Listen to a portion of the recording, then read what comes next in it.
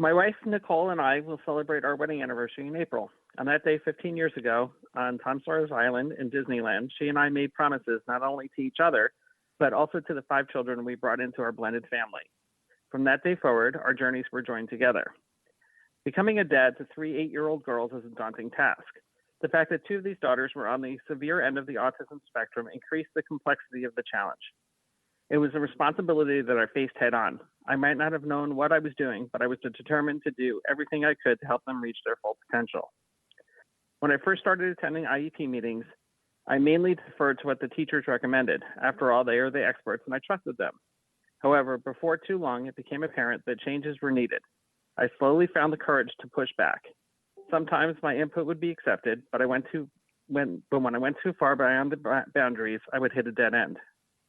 My wife and I will be grateful for the 2 members of our daughter's IEP teams who were brave enough to pull us aside and to let us know what we were asking was reasonable and would help our daughters make progress.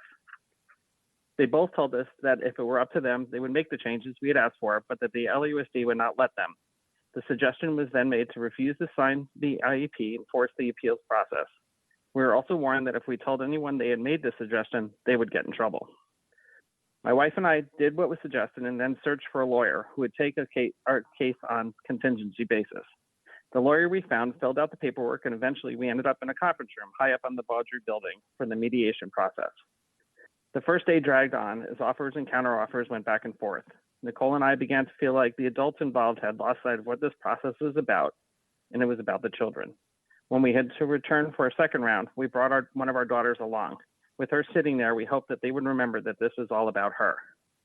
As we neared the end of the second day, I turned to my wife and said somebody has to fix this. She turned to me and said, "What about you?" The proposed improving special education within the LUSD is the result of the work I've done for the past 8 years, and not only on behalf of my daughters, but for all children who receive special education services. I have listened to desperate parents frustrated by a system that wants to shoehorn their children into a one-size-fits-all solution. I have spoken with teachers who want to do the right thing, but are limited by a bureaucracy that does not seem to recognize that the I in the IEP is individualized. I have seen children thrive when given opportunities that others do not have access to because their parents have not figured out how to fight the system. I respectfully ask that one of you sponsor my proposed resolution so we can move forward. Taking this action would make a huge difference in the lives of our most vulnerable children. The resolution can be found online at bit.ly/spedres. SPEDRES. Thank you.